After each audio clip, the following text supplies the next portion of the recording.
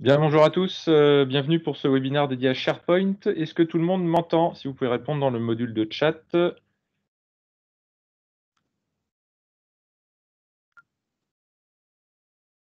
Super, ça a l'air de marcher. Tout le monde voit bien également la présentation. Super, Bonjour, oui, impeccable, on voit bien, merci. merci beaucoup.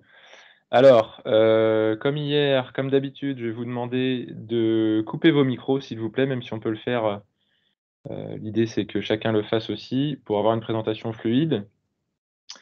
Donc on est sur un second webinar sur notre semaine dédiée à Microsoft 365.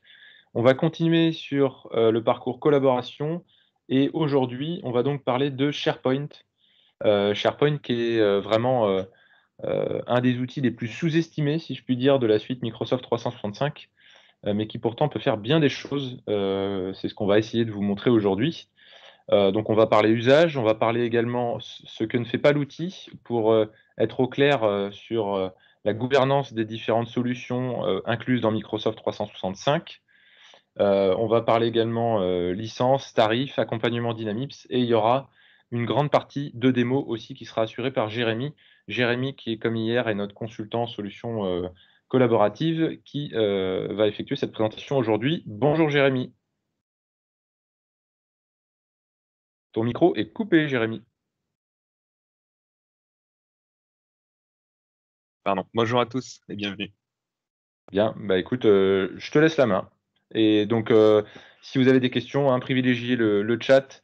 Comme hier, comme d'habitude, on est nombreux et puis sachez qu'évidemment, vous recevrez le replay, la présentation, PowerPoint aussi, comme il se doit.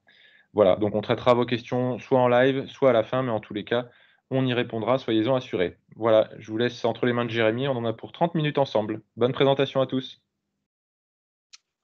Ok, donc aujourd'hui, on va voir plus précisément l'application Microsoft SharePoint Online, qui est inclue dans la suite Microsoft 365, pour organiser et partager de l'information en entreprise.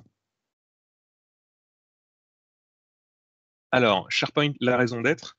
SharePoint, c'est un outil qui est inclus du coup dans la suite Microsoft 365 et qui va avoir pour rôle de proposer un portail intranet à vos collaborateurs. Grosso modo, qu'est-ce que c'est? C'est une plateforme collaborative. Vous allez pouvoir stocker de l'information au travers de sites, on appelle ça des sites SharePoint, qu'on va déployer soit par thématique, soit par service, pour stocker de l'information à destination des collaborateurs, principalement internes de l'entreprise. C'est historiquement l'outil phare du travail collaboratif, qui a notamment été supplanté par Microsoft Teams dans la production du quotidien, mais on va voir que son rôle a un petit peu évolué et qu'il a toute sa place évidemment dans la suite collaborative, avec des fonctionnalités extrêmement intéressantes. Donc, un portail SharePoint, ça va vous permettre de mettre à disposition du contenu à vos collaborateurs. Et ce contenu va être accessible aussi bien sur smartphone, tablette, via les applications iOS, Android, mais également sur Mac ou PC depuis votre navigateur. Une définition qui pourrait être assez réductrice de SharePoint, c'est finalement le serveur de fichiers 2.0. En effet, il est capable, dans la majorité des cas, de remplacer les serveurs de fichiers avec tout un tas d'avantages. Déjà, il va être accessible depuis n'importe quel périphérique connecté à Internet, pour peu qu'on ait les accès au portail en question. En effet, il y a des niveaux de droit d'accès qu'on va pouvoir mettre en place sur un portail SharePoint pour avoir des accès soit en lecture, soit en modification sur le contenu en question. L'autre avantage, c'est qu'on n'a plus besoin de mettre en place des outils comme les VPN pour accéder à distance aux informations. On a la possibilité de travailler à distance en mode déconnecté. Donc, si j'ai besoin de travailler dans le train, je vais pouvoir travailler sur mes fichiers via les modes de synchronisation. Et puis, j'ai avoir la possibilité de faire de la coédition pour travailler à plusieurs en même temps sur un même document. Donc, on va avoir toute cette gestion de contenu qui est ultra intéressante. Mais c'est pas tout, parce que le portail SharePoint, c'est également un outil qui se veut visuel, dynamique et assez fédérateur pour l'entreprise. On va plus travailler uniquement avec des fichiers stockés dans des dossiers, mais on va également avoir ce qu'on appelle des pages web qu'on va pouvoir déployer sans avoir de compétences spécialement très techniques. Et on va pouvoir du coup mettre en place toute une communication. Par exemple, ça va être l'arrivée et le départ des collaborateurs. Ça va être une newsletter interne qu'on va publier pour une vision un peu plus long terme. Ça va être des actualités sur, par exemple, les règles à respecter pour les bonnes règles d'usage avec le Covid dans l'entreprise. Le but derrière tout ça, c'est d'éviter l'usage unique des emails dans l'entreprise, et puis finalement de faciliter l'accès, la recherche à l'information, notamment pour les collaborateurs qui arrivent par la suite. Enfin, même si dans la majorité des cas, on propose ce type d'information plutôt dans une vision interne, on parle alors de portail intranet, eh bien, on a la possibilité de rendre ce portail, une partie de ce portail, en mode extranet. Et dans ces cas-là, on va pouvoir mettre à disposition de l'information pour des personnes externes, que ce soit des fournisseurs, des partenaires ou des clients.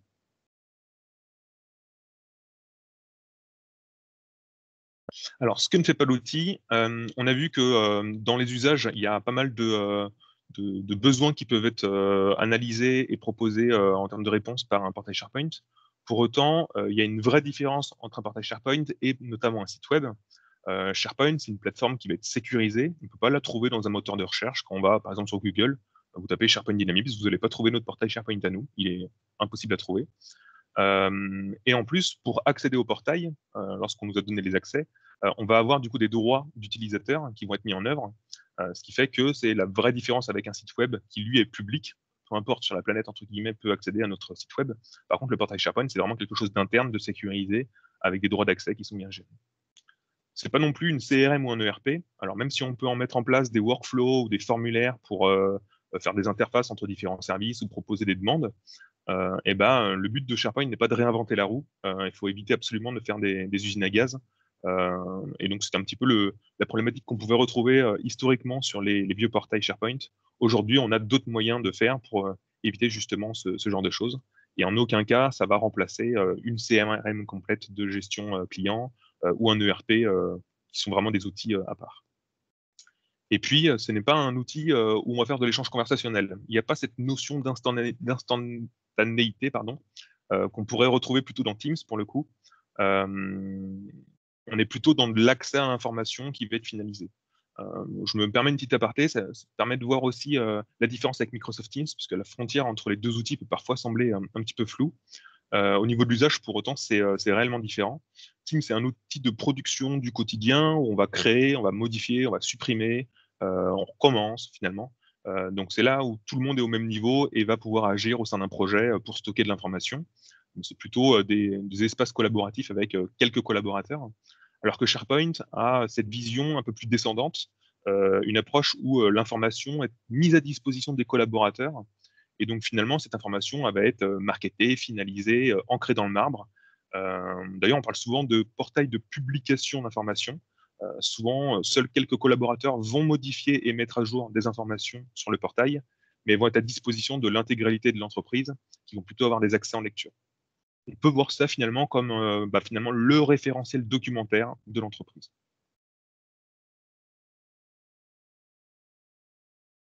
Ce que je vous propose maintenant, c'est de passer à une démonstration sur un portail, pour que ce soit un peu plus clair. Je vais prendre la main.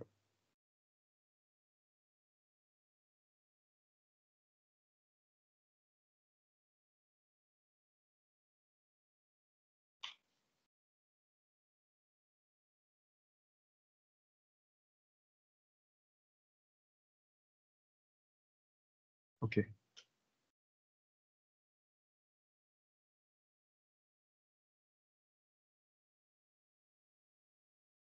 Portail de démonstration, c'est un portail qui a été fait maison dans le but de montrer les possibilités d'un portail SharePoint pour ici un cabinet d'architecture sur Nantes, société fictive. On va dire une trentaine de collaborateurs, différents services, un besoin d'échange d'informations. Et finalement, ce cabinet, auparavant, il avait des serveurs en interne et il y avait de la maintenance, il y avait des complexités d'accès à distance parce que finalement, les commerciaux sont souvent sur le terrain, etc. Et il y avait cette volonté de fluidifier l'information et la rendre plus facilement accessible. Comment ce portail a été conçu? Finalement, on a une page d'accueil qui est un peu plus globale pour l'entreprise, qui va avoir une notion plutôt de communication, de transmission d'informations générique et globale aux différents services. Et après, on a créé différents sous-portails pour avoir quelque chose d'un peu plus spécifique par profil d'utilisateur. C'est un parti pris, on a différentes possibilités de monter des portails. Surtout, ce qu'il faut se dire, c'est qu'on part d'une page blanche et après, on va implémenter des modules pour finalement répondre à un besoin interne qui va être soit plutôt de la communication, soit plutôt du stockage documentaire, peu importe comment on décide de faire les choses. Donc sur cette page d'accueil, on retrouve finalement de la communication globale. Par exemple, l'arrivée et les arrivées et les départs des collaborateurs en interne. Et ben, plutôt que de systématiquement notifier par mail les personnes, et ben, on peut avoir un flux d'informations comme ça, avec les différents collaborateurs qui sont arrivés et partis de l'entreprise. Et puis sur la droite, on a finalement les actualités des services. Donc là, chaque responsable de service, par exemple, a la possibilité d'ajouter une actualité pour dire, bah voilà, dans le service technique, il y a une nouvelle plateforme de choix de matériaux qui a été faite pour le service technique. Voilà, on donne des informations, on donne les accès, on explique pourquoi cette démarche a été mise en place. Ou alors pour le service ressources humaines, et ben voilà, il y a le Covid-19, comment ça marche chez Archie Nantes. Et ben on clique dessus et on en retrouve une page d'information avec les informations générales, les documents qui sont mis à disposition, les consignes de travail et de télétravail, le port du masque en entreprise. On a accès au protocole de sécurité et puis comment mettre mon masque chirurgical comme il faut. Donc finalement, on a une information qui est transmise, qui est un peu plus design, un peu plus jolie qu'un simple document qui aurait été fait sous Word et mis en PDF. Et surtout, finalement, tout ça est facilement visible depuis un smartphone, depuis une tablette, ou lorsque j'ai un document Word, bah, sur un smartphone, c'est pas toujours simple de s'y retrouver. Ici, tout ça va se mettre en musique pour que bah, tout s'adapte selon la taille de l'écran. Donc, il n'y a rien à faire et c'est fait en automatique. C'est plutôt pratique. Donc, on a cette possibilité finalement de transmettre de l'information sur d'autres formats que le simple document historique qu'on retrouvait dans l'entreprise. Et tout ça, évidemment, configurable et implémentable par des collaborateurs finaux. Une fois que finalement l'architecture est en place, bah, ajouter des actualités, c'est très simple pour des collaborateurs qui n'ont pas spécialement de compétences techniques. Et puis, on va avoir la possibilité de transmettre des informations un peu plus génériques, comme bah, voilà, le site internet et puis l'accès aux réseaux sociaux de l'entreprise, ou alors les événements internes de l'entreprise qui vont arriver, la semaine de la RSE du 21 septembre au 25, le social change le 6 novembre, la soirée de Noël interne le 17 décembre, etc., etc.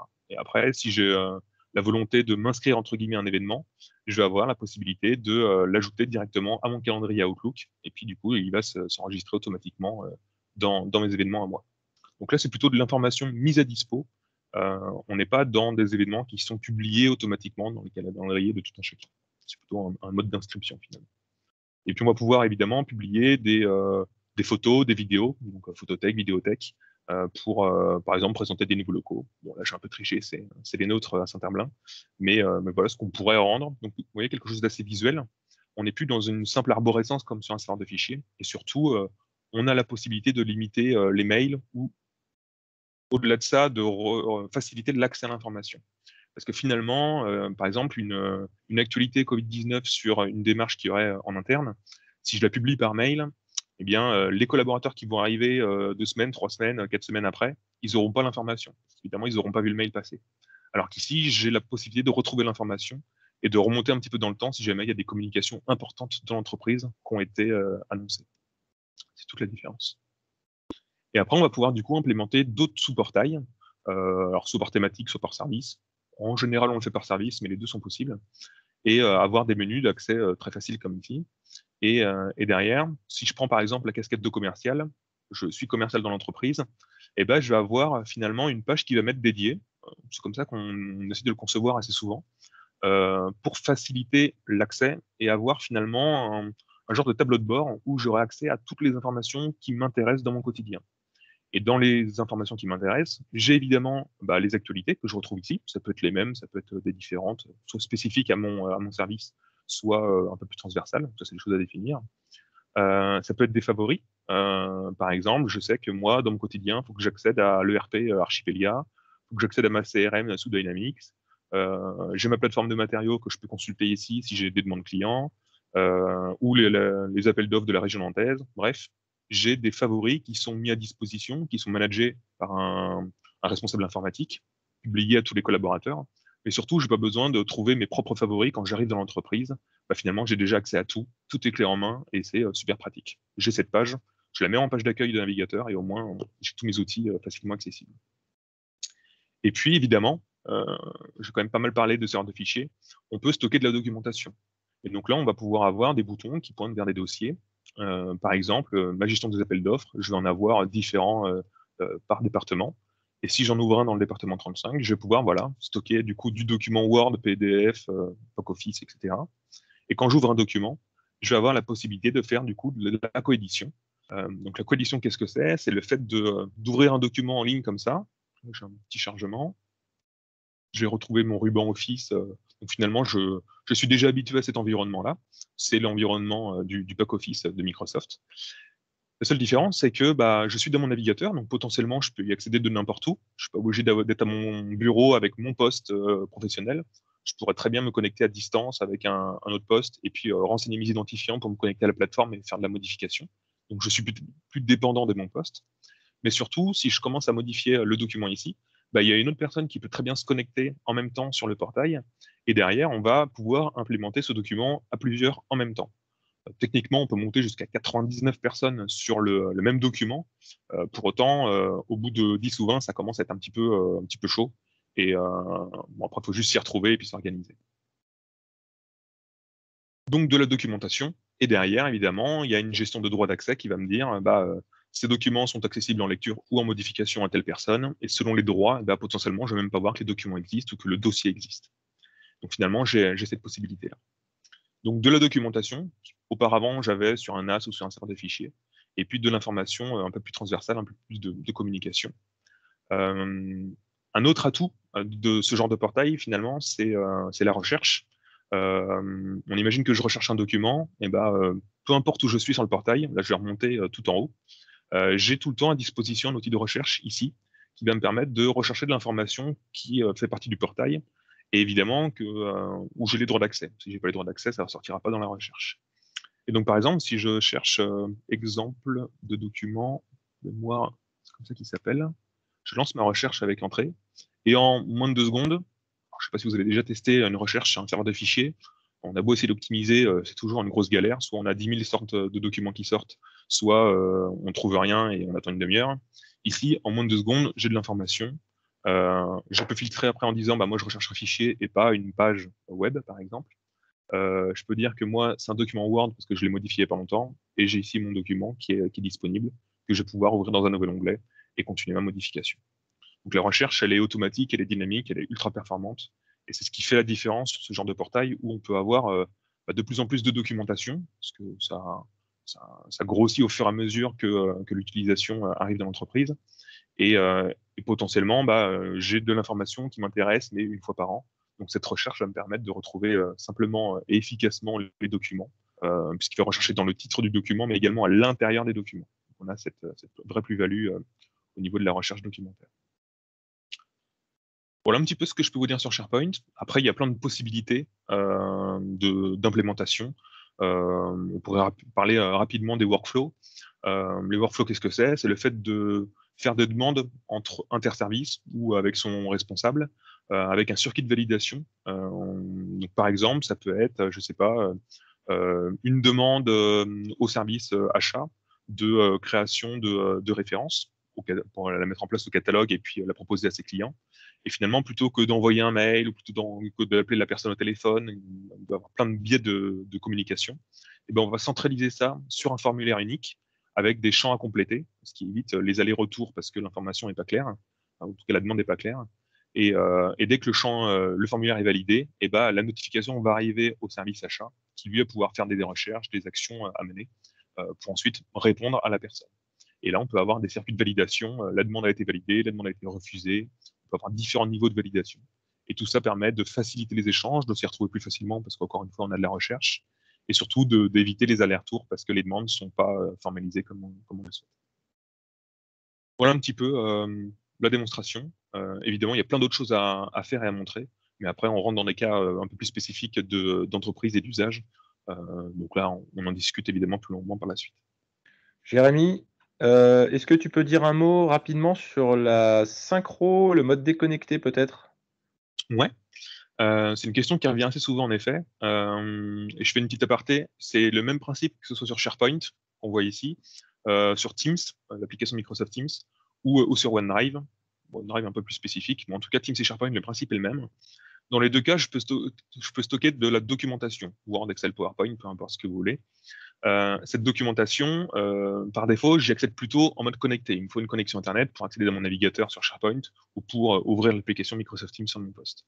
Pour autant, il y a certains documents qu'il faut que j'accède, par exemple, en mode déconnecté, parce que c'est un document de présentation d'entreprise, c'est la bible des tarifs que je vais avoir besoin quand je vais en clientèle, ou c'est un document sur lequel je travaille, un appel d'offres, par exemple, avec un de mes collègues. Et j'ai besoin d'accéder à ces documents en mode déconnecté.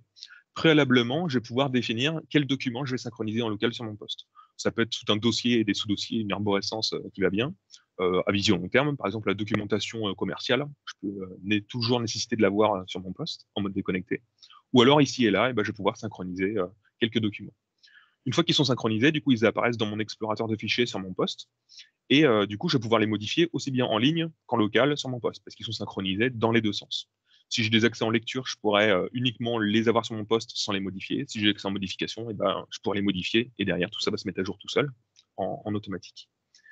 Et l'avantage, c'est que derrière, si jamais je suis en train de modifier un document, je suis dans le train, j'ai pas de connexion Internet, je modifie sur mon poste le document, et derrière, dès que je vais me retrouver une connexion Internet, tout va se faire tout seul, il va se resynchroniser en ligne, sans notifier personne, il n'y a pas d'alerte, il n'y a pas de publication nécessaire. Et si jamais il y a quelqu'un qui a modifié en même temps le document, je vais avoir des mécaniques qui vont apparaître sur mon poste au niveau du logiciel de synchronisation, qui vont me dire, par exemple, attention, vous avez fait une modification, entre-temps, il y a une autre personne qui a modifié, il va falloir faire un choix. Est-ce que vous voulez supprimer votre version, supprimer la version de votre collègue, et vous vous arrangez avec lui, ou alors garder les deux documents qui sont présents, et vous allez pouvoir analyser, comparer les documents pour en garder plus qu'une seule version. Mais en aucun cas, vous aurez de la perte d'information. Ce sera à vous de trancher finalement de ce que vous voulez faire. Et après, il y a des outils intégrés dans le pack office. Par exemple, dans Word, on peut comparer deux documents qui sont ouverts et puis voir les modifications pour ensuite les fusionner. Donc derrière, on a ces options-là pour éviter de perdre, dans tous les cas, de l'information.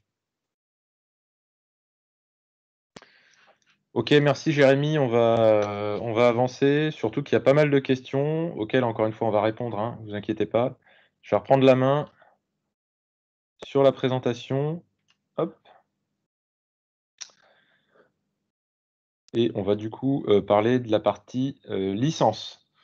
Licence, donc SharePoint est disponible encore une fois comme Teams dans l'ensemble des plans Microsoft 365, les plans business. Donc encore une fois, les plans business, c'est pour les entreprises, les organisations de moins de 300 personnes.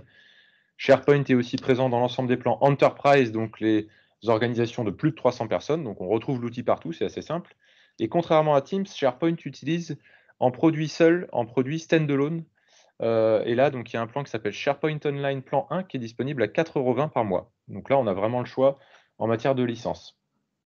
Alors, la valeur ajoutée de SharePoint, c'est important de la rappeler puisque la solution présente bien des avantages quand même. Vous l'avez vu, c'est un outil qui est quand même assez puissant. Déjà, ça permet une vraie gestion de vos contenus d'entreprise, de vos modèles de documents et de tout ce qui est formel en fait au sein de l'entreprise. Donc c'est vraiment un rempart en matière de communication. Évidemment, ça permet de la mobilité de la collaboration, puisque vous l'avez vu à travers le mode déconnecté, à travers le multi-équipement sur lequel on peut retrouver l'accès à notre portail SharePoint et à nos documents, et à travers des choses comme la coédition, on est vraiment sur un outil favorisant cette mobilité, cette collaboration. La productivité, évidemment, en découle, puisque je peux travailler, même si je n'ai pas accès à Internet, sur mes différents documents. Je suis sûr que j'ai toujours la dernière info à jour mise à dispo par l'entreprise, donc je ne perds pas du temps à me demander si c'est la bonne version, etc. Il y a tout le système de workflow aussi dont Jérémy vous a parlé brièvement, qui permettent de prendre des décisions, de faire des validations en évitant par exemple des échanges téléphoniques ou de mails. Et puis donc on a globalement une communication d'entreprise qui est fluidifiée, puisque on a de l'info qui est maîtrisée et qui est organisée. Voilà pour les gros plus de la solution. Sur l'accompagnement de Dynamics, donc comme pour chaque brique sous-solution de Microsoft 365, on propose un pack starter. Là encore, on est sur un outil qui va venir impacter le quotidien des usagers, donc c'est hyper important d'avoir en tête cette notion d'accompagnement au changement. Comment ça se passe chez nous? Donc à travers un forfait de service qu'on appelle donc pack starter, incluant donc toute une phase de conseil, d'études d'usage et de process avec une cartographie de vos besoins. Là, on va même jusqu'à rédiger un cahier des charges, un peu comme pour un site internet, puisqu'il va y avoir toute une notion d'arborescence qu'il va falloir designer. On a ensuite la création de votre portail, et là, c'est nous qui l'assurons pour vous, avec bien évidemment l'application de votre charte graphique. Donc, comme disait Jérémy, par rapport à un serveur de fichiers classique, On a vraiment un vrai plus là en matière de visuel, d'ergonomie et de personnalisation. Derrière, on a de la formation des utilisateurs, hyper important. Comment j'utilise mon portail, c'est quoi mon espace, comment je fais de la synchro, comment je fais de la coédition. Du transfert de compétences si vous souhaitez avoir des administrateurs du portail chez vous en interne, c'est tout à fait possible évidemment.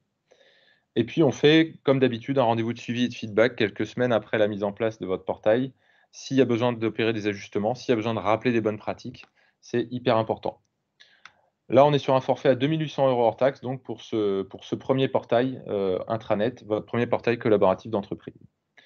Je terminerai la notion d'accompagnement comme hier avec l'importance de s'appuyer sur un partenaire certifié Microsoft et certifié Gold, tant qu'à faire, puisqu'encore une fois, cela atteste d'un cursus de formation, de certification plutôt lourd hein, chez tous nos consultants, sur la partie technique, sur la partie commerciale également.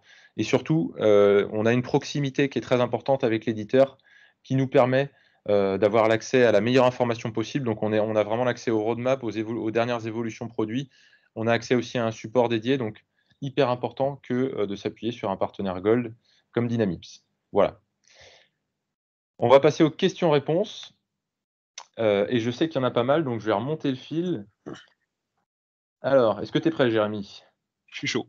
Allez, est-ce qu'il est possible de cloisonner les communications par agence ou par groupe via l'AD? Oui, tout à fait. On a la possibilité de créer autant de portails que l'on souhaite, dans la limite de l'espace disponible finalement. Et du coup, les communications vont pouvoir être redivisées. Alors sur le portail de démo, on le voyait, il y avait des communications plutôt RH, des communications commerciales, des communications techniques. Et après, on va pouvoir mettre des droits d'accès pour dire bah, tel type de communication sera accessible par tel profil de l'entreprise.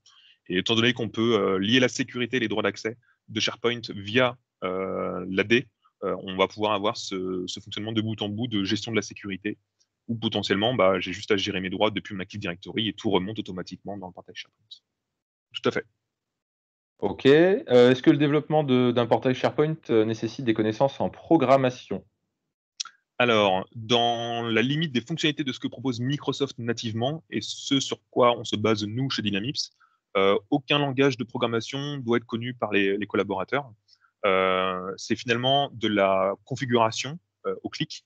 Donc, il y a des interfaces, on sélectionne des listes déroulantes, on sélectionne des boutons, on choisit comment on veut implémenter les éléments. Donc, c'est assez accessible.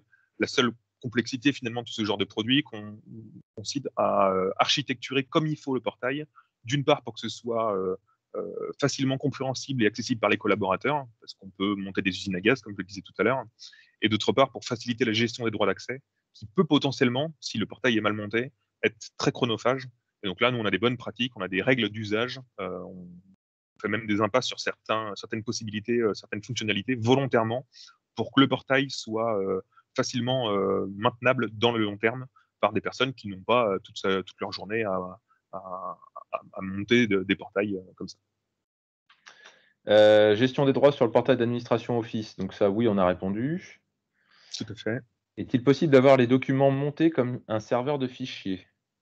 Alors, si c'est dans le sens, je veux monter un partage, comme je pourrais le faire sur un serveur de fichiers, il n'y a pas de possibilité de le faire comme ça. Pourquoi? Parce que ça voudrait dire qu'on limite toutes les fonctionnalités de coédition, de travail à plusieurs en même temps sur le même document. Donc non, c'est pas une bonne pratique, on se l'interdit. Par contre, le fait de pouvoir synchroniser en local tout ou partie des documents, en général c'est plutôt une partie des documents, bah, va faire vraiment ressembler à un montage de partage. Et dans ces cas-là, on a l'impression que les fichiers sont locaux. D'ailleurs, ils sont en local, et c'est extrêmement facile pour les utilisateurs d'y accéder. Maintenant, c'est de la synchronisation, donc ça demande de la bande passante. L'autre avantage, c'est que du coup, même en mode déconnecté, j'ai accès à mes documents. Y a-t-il une capacité de stockage max? Ouais, alors par défaut, on est sur 1000 gigas par entreprise. Donc dès que j'ai un portail Microsoft 35 avec au moins un utilisateur dedans, j'ai 1000 gigas de stockage sur le portail SharePoint. Et dès que j'ajoute un utilisateur qui a une licence, ça va ajouter 10 gigas sur le stockage global. On n'est pas des stockages par utilisateur, c'est pas comme la messagerie ou les OneDrive, on est vraiment sur un stockage d'entreprise. Et donc il y a 1000 gigas plus 10 gigas par utilisateur. Il faut juste prendre en compte que ce stockage de 1000 et quelques gigas, il est partagé aussi bien sur SharePoint que sur Teams. Donc quand j'utilise du stockage sur Teams, eh ben, ça va imputer dans les 1000 gigas en question. Et autrement, on peut acheter du stockage supplémentaire. C'est de l'ordre de quelques centimes par giga par mois, c'est très light. Est-ce que SharePoint fait du versionning de documents? Ouais, alors bonne question sur le risque de perte d'informations. Non seulement il fait du versionning, donc là on a jusqu'à, par défaut, 500 versions par document. Donc on n'a pas une notion de durée, mais on a une notion de nombre de versions. J'ouvre mon document, je le modifie, je le referme, ça fait une version supplémentaire. Et les collaborateurs qui ont accès en modification au document, ils peuvent du coup remonter le temps pour restaurer une version ancienne parce que quelqu'un a fait une modification ou a tout supprimé à l'intérieur. Et là, c'est le versioning du document, mais si jamais je supprime le document, toutes les versions partent avec.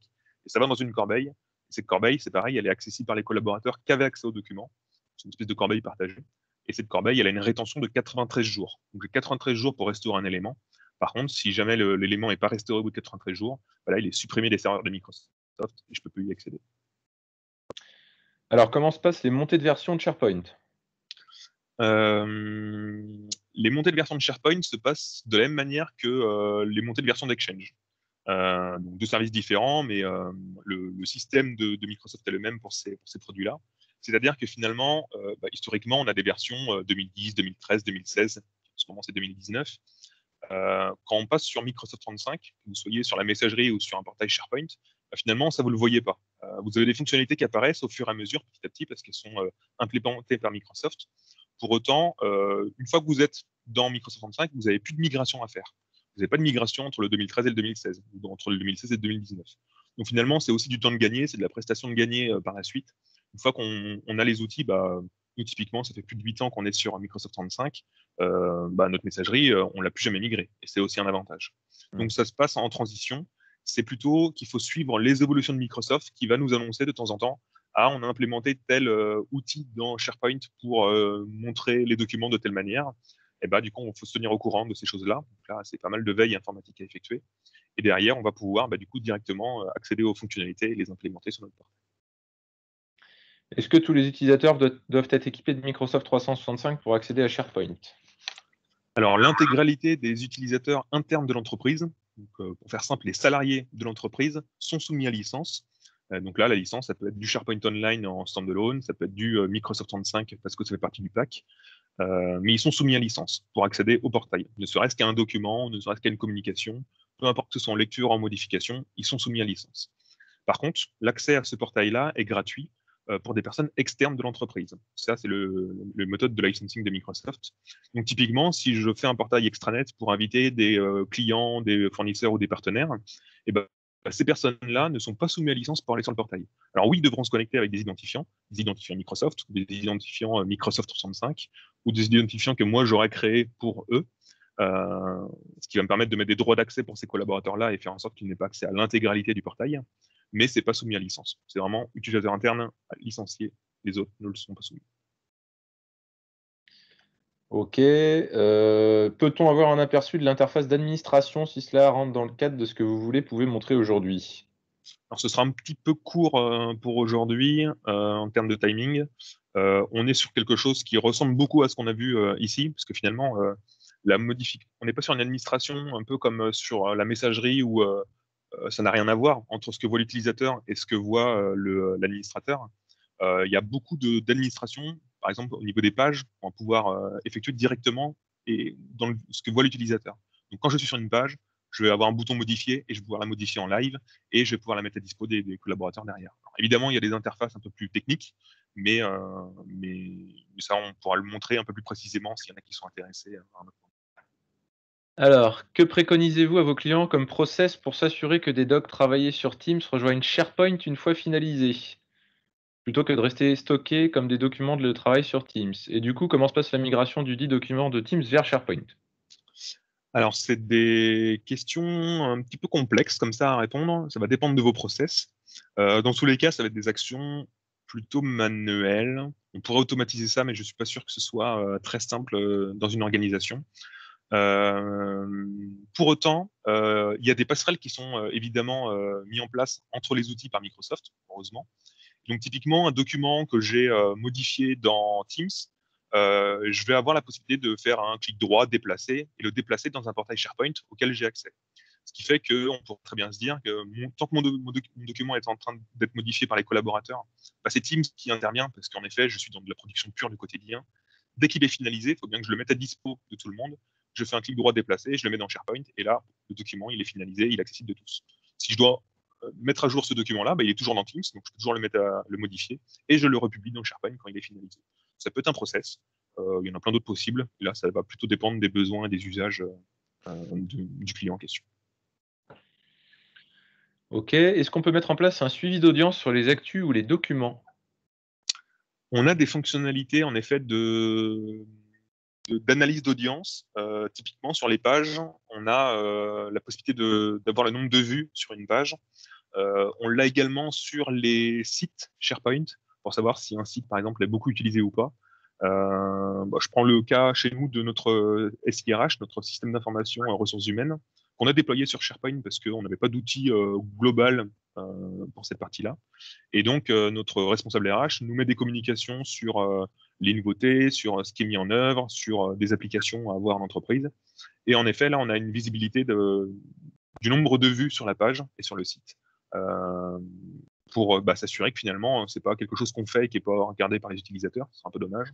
Auquel cas, il faudra peut-être reformer les collaborateurs ou leur refaire des communications. Mais ouais, on a des petits indicateurs. Il n'y a pas grand-chose, mais il y a des indicateurs intégrés. Ok.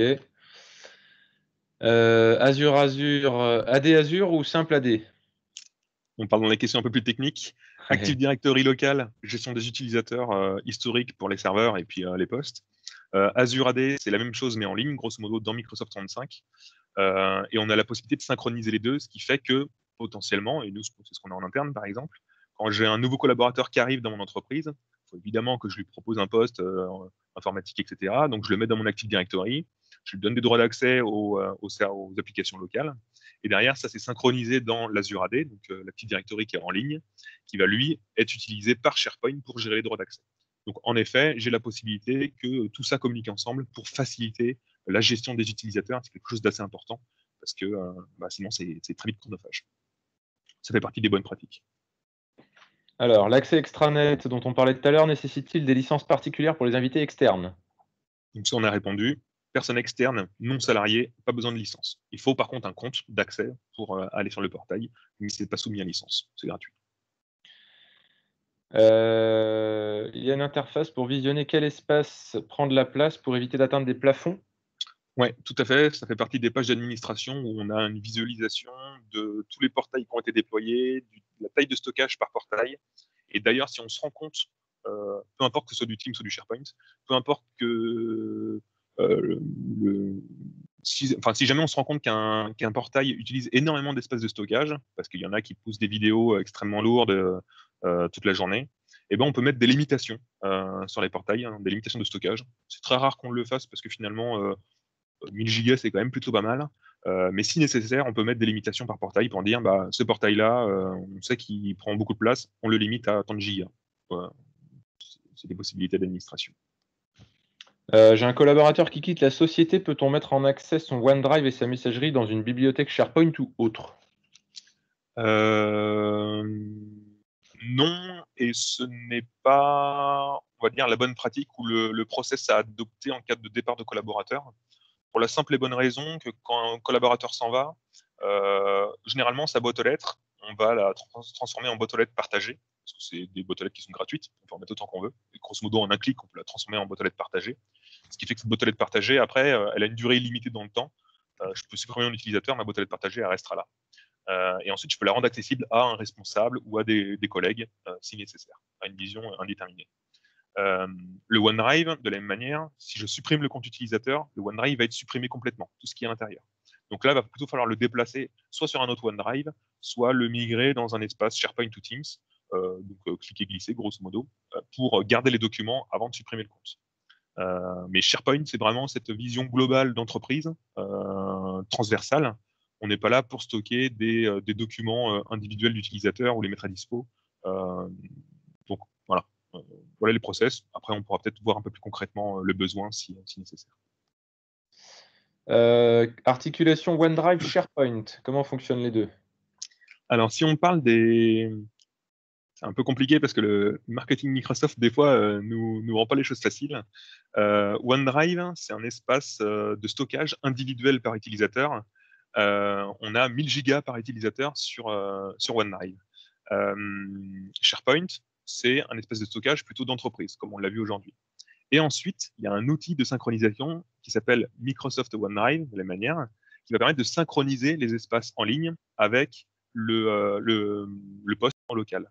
Donc du coup, il y a ce double usage, OneDrive personnel qui est vraiment autonome, qui n'a rien à voir avec SharePoint, et il y a le client de synchronisation qui lui va permettre de synchroniser aussi bien l'espace OneDrive individuel sur son poste, que l'application Teams sur son poste, que l'espace de SharePoint Online sur son poste. Ok. Lorsque la synchronisation des fichiers sur OneDrive supprime les fichiers créés sur SharePoint, est-il possible de récupérer les fichiers supprimés? Ouais. Donc là, on imagine que j'avais des fichiers sur SharePoint, j'ai fait une synchronisation sur mon poste Windows 10, je les ai supprimés sur mon poste Windows 10. D'une part, ils vont aller dans ma corbeille, et d'autre part, je vais pouvoir les récupérer également en ligne, dans la corbeille en ligne. Encore une fois, durée de rétention de 93 jours pour restaurer des éléments. Comment connaître le taux d'utilisation stockage de notre SharePoint?